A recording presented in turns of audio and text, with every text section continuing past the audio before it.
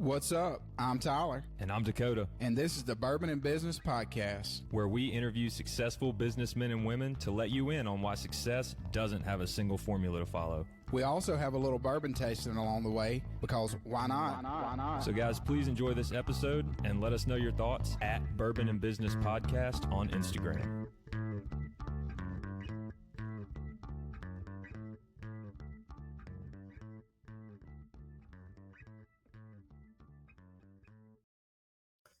Coming to you from the Bourbon and Business Studio here at the AC Hotel in Ridgeland, Mississippi. I'm Tyler. And I'm Dakota. And this is the Bourbon and Business Podcast. How you doing this afternoon, Dakota? I'm great, Tyler. It is wintertime, so it's basically night outside. Yep, and we have a beautiful view here at the AC Hotel. If you haven't checked them out, you need to go online, look up the AC Hotel here in Ridgeland, Mississippi. They've got event space. They got rooms if you need them. If you got a business event, you're bringing people into town, this Absolutely. is a place to put them if you want to impress them. It's in a beautiful area. They have brick streets here. They've got restaurants here. They have breakfast here. They have lunch here. They've got dinner. They've got really everything you could possibly imagine. Yeah. They had Mahjong here last night, dude. I don't even know what that is. Golly, I've got to educate him more. Anyway, they've got it all. So if you're not checking out the AC Hotel, you're missing out. Yeah, you are, especially on that. Will you introduce our guest to us? I do. Can you spell Mahjong? No. I can't either, so don't worry about it. I can't even pronounce it. Today we have special guest, Reverend Shane Sun, founder of Sunn Ranch Outfitters. Shane, welcome. Thank you. Good to be here. Glad to have you. Having me. Yeah. Glad to have you. And then what are we sipping on, Dakota? Today we're sipping on Thomas S. Moore. It is a Chardonnay cask finish. Very interesting. Well, you know, I've had some red finishes before, like some port finishes, and I think we've even had like a Merlot finish or something before, but I've never had a white wine finish. Well, I'm glad you said that because you cleared it up for me, because when I first took a sip of it, I was like, something's going on with this that I've never tasted before. But I will say, out of all the cask finishes we've had, I'm not a huge fan of them, but I do like this one. It doesn't overpower it. It's a nice, subtle taste of Chardonnay in there that you can pick up on. I mean, for a cask finish, I'm probably going to give it a 7.4. Okay. So it's pretty good. It's got a nice burn to it. Not a high burn though. So I like it though. And if you want to get a bottle of this, you need to go to Cheers Vineyard in Gluckstadt, Mississippi. Ask for JT when you go in there. He's got the knowledge on everything. And everyone. Yeah. That's from Mississippi. You know, you got to know everything about everybody. But if you need bourbon, vodkas, wines, anything in the alcohol space, they got it besides beer, I think. Yeah, they don't sell beer. So, and that's a Mississippi thing. So, yeah. But we appreciate you coming on today. Thank you. We'd like to take this time, kind of give our listeners your background, where you're from, and then how you got to the point of starting your outfitters. All right. I grew up in Ackerman, Mississippi. Graduated high school in 1970. Went to Ole Miss, majored in pre-med like a lot of other people did, and it's too hard for me. And so I ended up getting 2 degrees. I always tell people I crammed a 4-year degree into 6. I just love going to football games. I worked at the hospital, and ended up getting 2 degrees. And toward the end of that, decided that I would go to seminary. So I went to seminary at Reformed Theological Seminary. Then they only had one campus here in Jackson. Finished that, and I've always had this entrepreneurial drive to accomplish something, do something, get bored with the mundane. So I launched into the arena of church planting. So I planted a church down in Clinton, Louisiana, the first one out of the gate. That was after I was a pastor during seminary out in Learning, Mississippi. Oh, Learning. Gibbs Steakhouse. Oh, yeah. And know the Gibbs, know a lot of people there. Went to Louisiana, planted a church. Was there almost 5 years, a little over, and then got a call to plant a church in Oxford. So a chance to go back to Oxford, planted Christ Pres in Oxford. Was there 5 years. Got to know many of the football coaches. In fact, a lot of them got to stand on the sidelines. Fantastic. In the LSU game, we ran out of trainers. And so I was actually massaging and knew a little bit about it and, trying to help win the game, which we won. I think that was maybe 98. And then From there, I wanted to try my hand. Again, I get restless. I wanted to try my hand at doing something in a more secular environment. And I moved to Greeley, Colorado, and planted St. Patrick Presbyterian Church. I pastored that 11 years. Then I moved to downtown Denver and started St. Patrick in downtown Denver.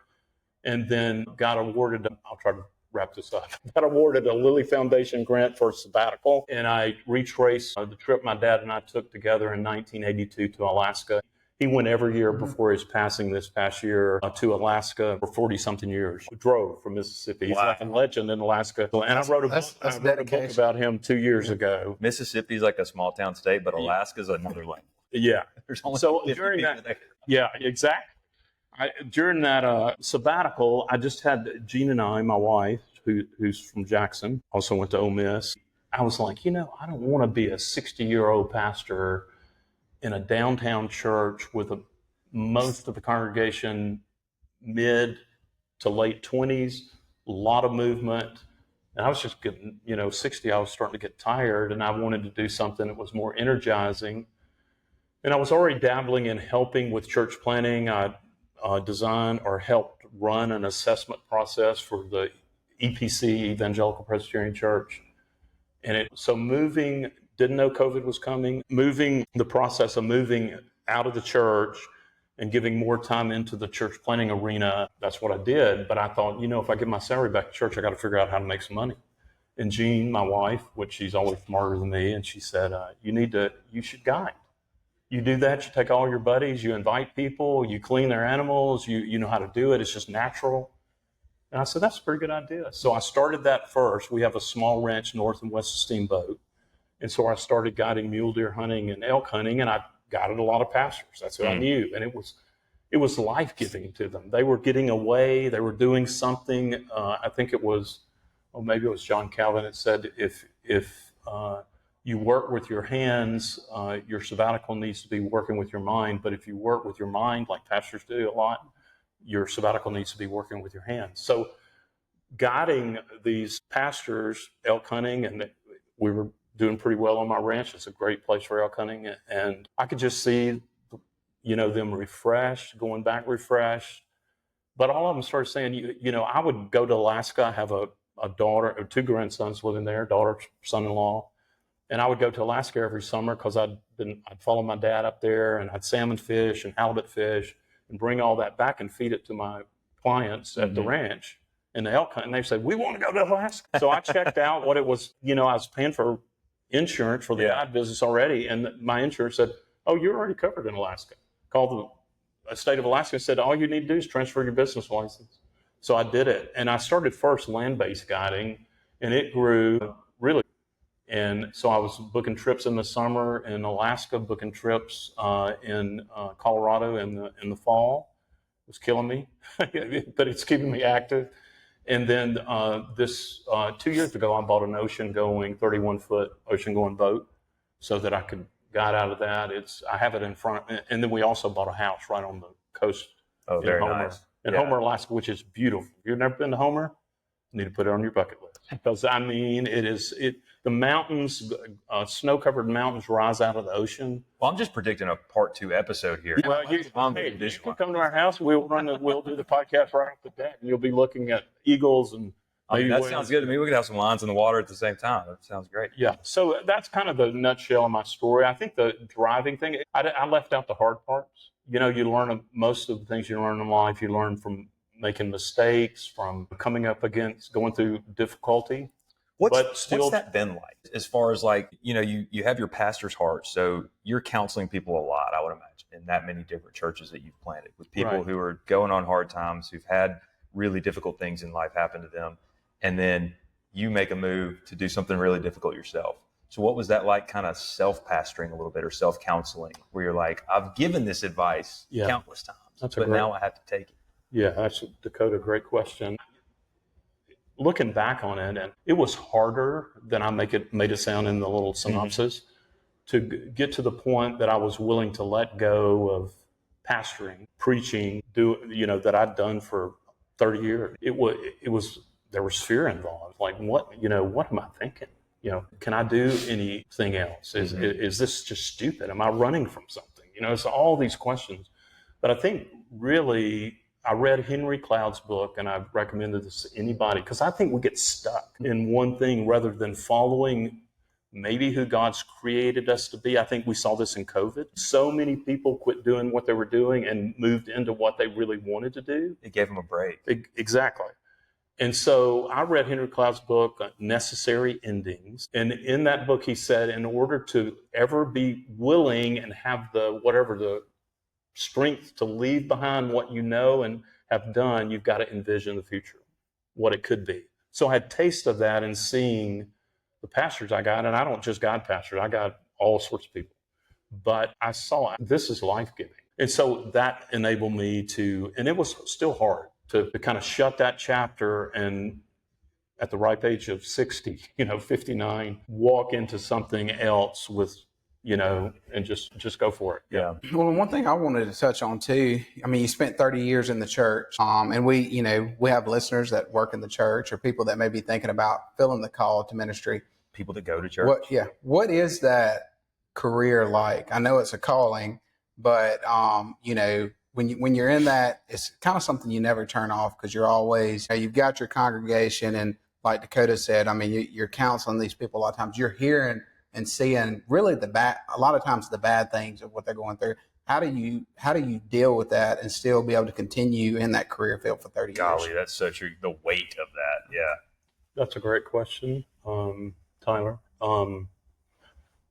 I think back to what you just said, I think it has to be a calling. I mean, if people enter into being a pastor without a sense of call, when the going gets tough, I think they just can't stand up. So I think you have to draw from that. And I think as you get to know people, I mean, like any other human, I struggle. I mean, there are people I can think of now as like, that dude was hard to love. But it's one of the things I believe. I believe love is a choice. You don't fall out of love. You love what you choose to love and what you commit to loving. So, I had the phenomenon of the people that were hardest to love. If I persevered in doing good things and trying to love, continue to counsel when they needed it, being there for them, I became their biggest fan. I would, if anybody criticized this person who's struggling. So I think, right. But mainly the sense of call and just continuing to, but there are times that I failed. There are many people I didn't pastor as well as I should have. I mean, or ran out of, there are times you just run out of energy and and I think, obviously God can take care of that as well, but there are no perfect pastors. Yeah.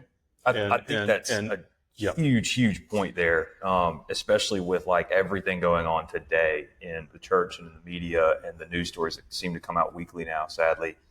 These are people. Right. They're not perfect. Right. They're going to make mistakes. And some people's mistakes seem a lot bigger than others, right? And especially when they get blown up in a news article. But I think that's such a good word for people to hear and to understand is hey, pastors have regrets too sometimes of the fact that they still think about those things, all these years later. I would add living into your weakness. Mm-hmm. Now, I mean, there has to be obviously a certain standard for what it is required for a pastor. I mean, you can't, they are called to a higher standard. Right. And some level of godliness or, but at the same time, people don't need to hear, here's a spiritual mountain. If you're as good as I am, you can climb. Yeah. What they need to hear is I'm struggling in authenticity and how I struggle with believing in these areas. And I think if that's the message you're offering, and here's where I've found help and I'm getting help, although sometimes I'm still struggling. I mean, that offends people who think they're doing really well, but it's life-giving to people who it's oh, there's hope for me. Jesus came for the sick, right? Yeah, there's bread, there's hope. I mean, it kind of takes the Band-Aid off So I love that. That. Let's draw a parallel there to where you are now, right? And with your guided tours and how that works as far as, because I know that when people, specifically men most of the time, get in a side-by-side activity, that's when they open up. Throwing the football, fishing, playing a sport, doing something where you're both doing the same thing. Studies have shown that that's where men kind of open up a little bit more, whereas women can go have a cup of coffee with each other and open up because they're just much better at it than men. Because they're women. Again, statistically speaking, okay, that's not, obviously there's exceptions to that for everybody, but as far as what you've seen, how does that interact with what you've gained and experienced from your pastoring time? It's just what you said. What took me a year, 2 years to do to build enough trust that people really open up, because I have the title pastor. I have a subtle title. People know it. You don't have to tell them. They find out. I don't have to, they know that, oh, we're going fishing with a pastor, kind of thing. But I said a year or two, people open up almost instantly. Mm-hmm. They start having fun. I have a chef who cooks at night. We have good drinks. We tell stories of the day. Sometimes we cook the catch. I'm going tonight to a party with people I guided last year in Alaska. They're trying to convince their wives to come. One of them caught like a 50-pound Pacific octopus, and our chef knew how to clean the thing and cook it. I mean, it is next to none good if you know what you're doing in cooking. So but in that environment, people just, here I am. This is who I am. And in fact, I think it gives them space to reflect on what's going on in their own, and it just comes out. And, and so it's great. I mean, I love that. I always, I hate to say this, but it's true. I always struggle with the label pastor for that reason. I just want to be authentic. Mm-hmm. I want to rub shoulders with people and, like in the struggle of life. And I don't want to have some preconceived. I think that makes it hard. And so when that's gone, which has been refreshing, it just makes it natural. Yeah. Well, what's it like because your business is really unique compared to most businesses we have on here. Most of them are, looking at, which I know that y'all are using technologies and things like that to make the hunts better, but you're out in the wild in 2020. You're getting to disconnect. Like it's really every, I would think, I hate to say, put a gender to it, but every male's dream. It's like, I'm out on the farm. I'm hunting, I'm getting to live out. I would say that's not every male's dream. Well, I know some guys who would not be into that. A lot of people that we go up around hunting and things like that. I think it's safe to say most men in the South maybe would probably. But what is it like, going from being in the church, working there to now you're out, on this farm and doing these hunting guides? What was that shift like for you?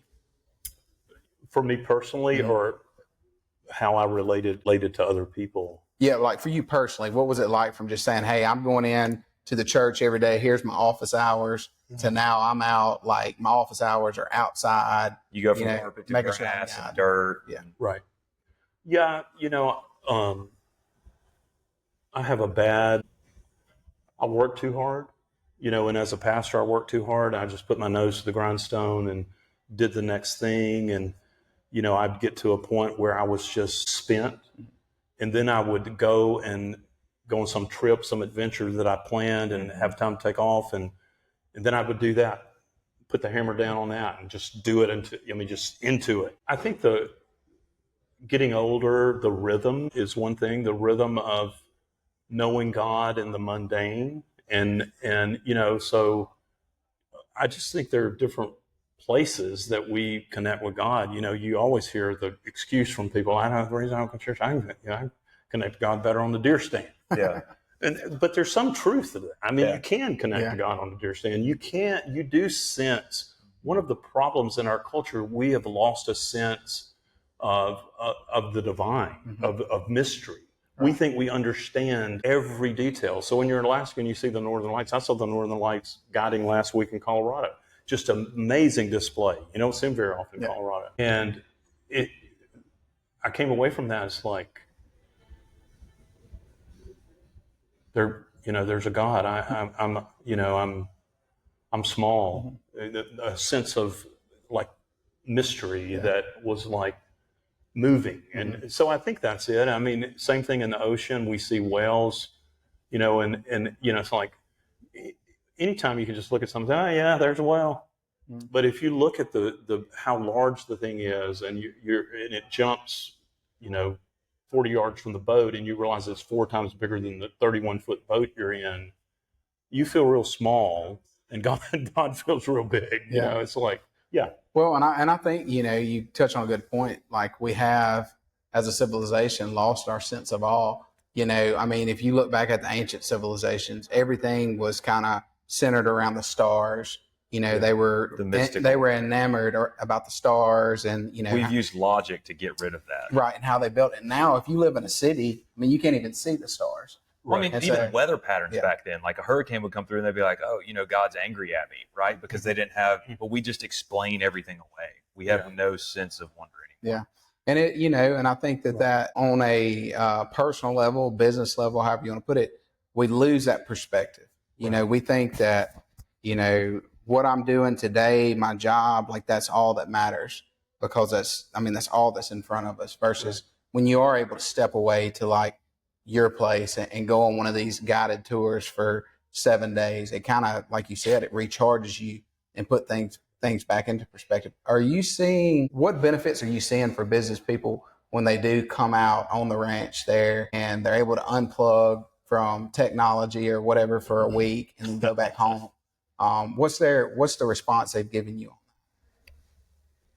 I've had some, you know, like, people do little blurbs of what it meant to them. I think that's a great question. And I think I probably need to say that what I do is different from the average guide. Mm-hmm. So I have a boat in the harbor. I know a lot of the other guides, their goal is to get the person on the boat, take them for the 6 hours they paid for, bring them into my goal is I'm spending time with them at the house. I have a guide shack. Mm-hmm. And if I got so many people in the house, it'll sleep 8 people. I've got a bunk in the guide shack where I've got all the fly rods. I got a drift boat. So I'm trying to create an experience, which includes the dining, the laughing.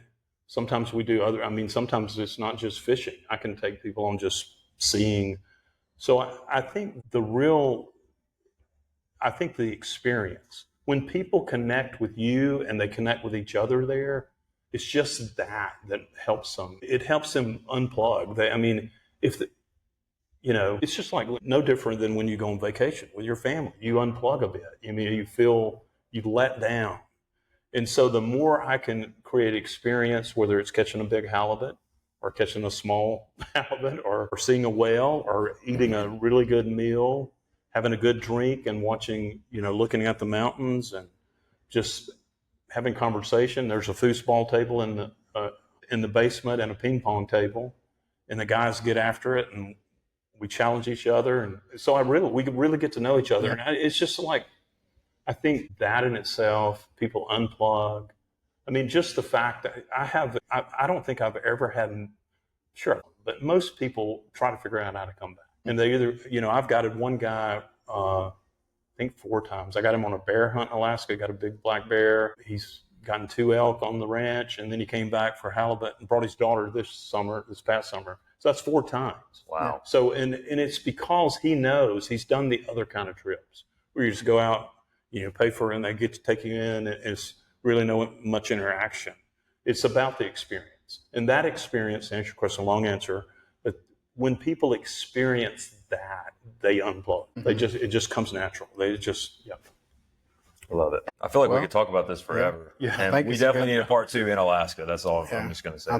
You guys are welcome. I'll give you the Mississippi discount. There we go. Now we're talking. Or maybe let's let you come and do a podcast and treat you. There we go.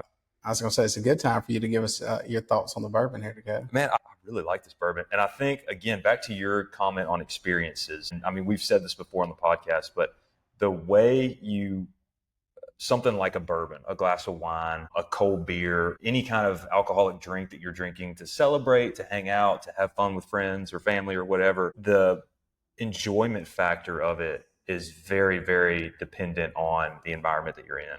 I love the outdoors. I love fishing. I love hunting. I love all of those kinds of things. So I think that improved my score a little bit versus your score that was like right off the top, right?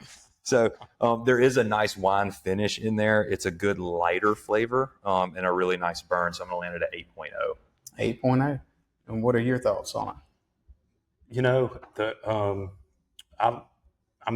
I drink bourbon, but I don't know if I'm qualified to give it a score. I think we aren't either. I think this is really good. I mean, I do taste the Chardonnay. I could smell it when you opened it, and I think I'd give it an 8.5. Well, why don't we land at a 8.0 then? Yeah, I think it's actually like an 8.25. Yeah, there we go. Well, yeah, I'm not trying to do it in my head. Well, tell our listeners, if someone is looking to find you online and figure out what all services y'all offer, what is the best way for them to find you? Yeah, it's Sunn Ranch, SUNN ranch.com. And all my contact information is on that website. Phone number, feel free to call me. The trips that are available are there. The ones that have already been booked are there. And if you have any questions, I can tailor trips, make them shorter, I can make them longer if I have not booked, the bookends of what you're trying to do. But I try to work with people and make it easy. I even have an old beater Ford F-150 with a bullet hole in it. When I bought it from a guy off the street, he said, "I swear that's not a bullet hole," but it was a bullet hole. I know bullet hole. And I keep that in Anchorage, and I've let people, rather than renting a car, just drive it down. If people are trying to bare bones it, not spend a lot of money, but you can fly right into Homer, and I can pick you up. A lot of people fly into Anchorage and rent a car and drive down. Same thing in Colorado. My ranch is 13 miles north of the Steamboat Airport. So you can fly right into Steamboat. I can pick you up, and you can be. And the good thing about that, it's not a lot of times when you're staying on the ranch, you're in the elk hunting territory. Yeah, I've had people. You don't have to drive 30 minutes north or an hour and a half. In the morning. Yeah, exactly. Yeah. I think there have been 4 animals taken in house shoes off the deck in the morning drinking coffee. Wow. So, that's convenient. Yeah, that's nice. Some people are a little disappointed. It's like, I thought it was going to be hard. When they go back home, they're like, it's so easy. There's nothing to it. Elk hunting. Yeah. Good deal. Well, good deal. Well, however you stream this podcast, if you would give us a rating and follow us on social media, and we'll see you next week. Hope you guys enjoyed this episode. If you have any feedback or would like to be featured, reach out to us at bourbonandbusinesspodcast@gmail.com. Or find us on Instagram at Bourbon and Business Podcast. Thanks again for listening. Follow us for more content and info on the next episode.